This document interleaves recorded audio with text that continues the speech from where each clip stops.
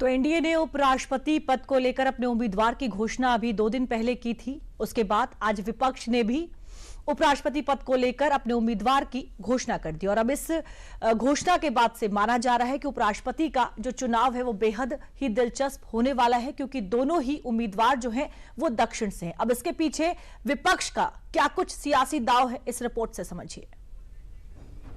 सत्ता पक्ष के बाद अब विपक्ष ने उपराष्ट्रपति चुनाव के लिए अपने पत्ते को खोल दिया है।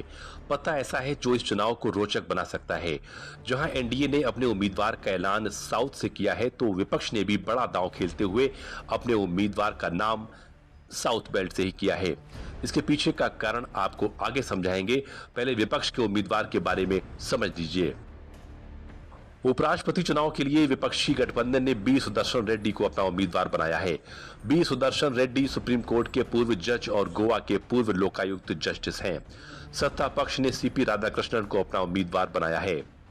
एनडीए ने अपना उम्मीदवार 2 दिन पहले ऐलान कर दिया था। वहीं मंगलवार को विपक्षी दलों की बैठक के बीच कांग्रेस अध्यक्ष मल्लिकार्जुन खड़गे ने सुदर्शन रेड्डी के नाम का ऐलान किया।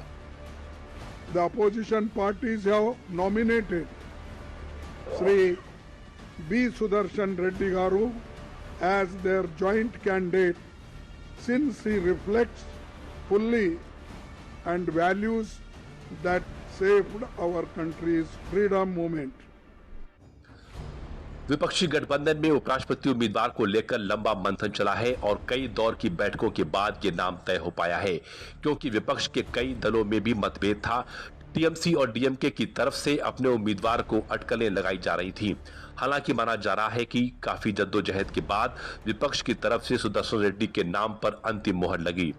जस्टिस बी सुदर्शन रेड्डी आंध्र प्रदेश से ताल्लुक रखते हैं। इनका जन्म 8 जुलाई 1946 को आंध्र प्रदेश के रंगारेड्डी जिले में हुआ था। इन्होंने साल 1971 में उस्मानिया विश्वविद्यालय से कानून की पढ़ाई पूरी की और हैदराबाद में वरिष्ठ अधिवक्ता के प्रताप रेड्डी के मार्गदर्शन में सिविल और संवैधानिक मामलों की प्रैक्टिस शुरू की। 8 अगस्त 1988 को वे आंध्र प्रदेश हाईकोर्ट में गवर्नमेंट प्लीडर नियुक्त हुए और बाद में केंद्र सरकार के लिए एडिशनल स्टैंडिंग काउंसिल की जिम्मेदारी निभाई। जस्टिस रेड्डी ने 1991 में आंध्र प्रदेश हाईकोर्ट में जज के तौर पर न्यायिक करियर की शुरुआत की। इसके बाद ये सुप्रीम कोर्ट के जज बने और कई अहम फैसलों का हिस्सा रहे। हालांकि माना जा रहा है कि विपक्ष ने सुदर्शन रेड्डी को इसलिए उम्मीदवार नहीं बनाया क्योंकि उनकी छवि साफ सुथरी है, बल्कि माना जा रहा है कि इसके पीछे विपक्ष की सियासी मंशा है। उपराष्ट्रपति सर्वसम्मत से चुना जाना चाहिए था, सर्वसहमत से चुना जाना चाहिए था, पर भारतीय जनता पार्टी नहीं चाहती, तो इसलिए सर्वसम्मत से नहीं हो पाया। इसका हमें दुख है। हमारा प्रयास होगा कि हम एक बहुत पढ़ा लिखा, विद्वान, सम्मान प्राप्त किसी व्यक्ति को उम्मीदवार बनाए। देखिए, हमारे विपक्ष नहीं चाहता कि भारत की जो परंपरा है, इस परंपरा में हमने देखा, जब हम अपोजिशन में थे, हमने बहुत बार सत्ता पक्ष की जो कैंडिडेट होते हैं उनको हमने खड़ा किया, उनको समर्थन किया और हमें पता है कि जीतने तो हम ही वाले हैं, लेकिन फिर भी वो हम वाले जीतने हैं, हमें जीतना है, तो फिर भी वो ऐसे कैओस क्रिएट करने की कोशिश कर रही है। अब विपक्ष का कोई मुद्दा नहीं रहा, विपक्ष सिर्फ कैओस के ऊपर जिंदा है कि कैओस करेंगे तो कुछ हो जाएगा। Even they don't know what will happen. दरअसल जब एनडीए ने उपराष्ट्रपति उम्मीदवार के रूप में सीपी राधाकृष्णन के नाम का ऐलान किया, तभी ये आशंका हो गई थी कि विपक्ष अपना उम्मीदवार जरूर उतारेगा, जबकि यह महज एक औपचारिकता ही है, क्योंकि एनडीए उम्मीदवार की जीत लगभग तय मानी जा रही है। लिहाजा सवाल उठता है कि फिर विपक्ष ने उपराष्ट्रपति के लिए एनडीए उम्मीदवार को समर्थन क्यों नहीं दिया, क्योंकि यह संवैधानिक पद राजनीति से ओतप्रोत तो नहीं है, तो इसके पीछे का कारण भी सियासी माना जा रहा है। दरअसल सीपी राधाकृष्णन तमिलनाडु से आने वाले वरिष्ठ बीजेपी नेता हैं और अगले साल तमिलनाडु में विधानसभा के चुनाव भी होने हैं। तमिलनाडु में फिलहाल विपक्ष पार्टी डीएमके की सरकार है और सीपी राधाकृष्णन के नाम का विरोध डीएमके ने भी नहीं किया। लिहाजा माना जा रहा था कि उपराष्ट्रपति पद के लिए एनडीए उम्मीदवार बीजेपी को तमिलनाडु में फायदा होगा। इसी के बाद विपक्ष ने भी तय किया कि उसका भी उम्मीदवार साउथ से ऐसा हो जिसकी छवि साफ सुथरी हो और जमीन पर असर डाले।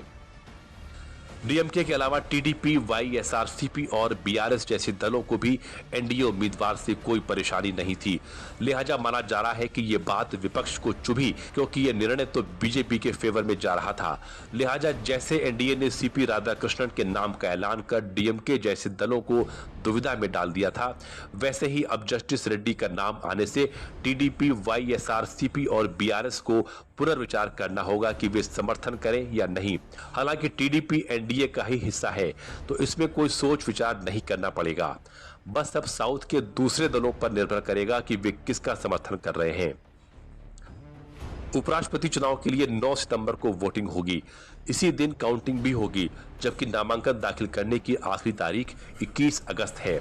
25 अगस्त तक उम्मीदवारी वापस ली जा सकती है।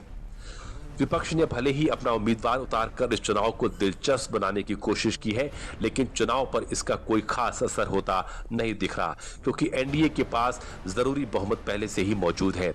लिहाजा विपक्ष की यह कोशिश महज सियासत में एक माहौल बनाना माना जा रहा है।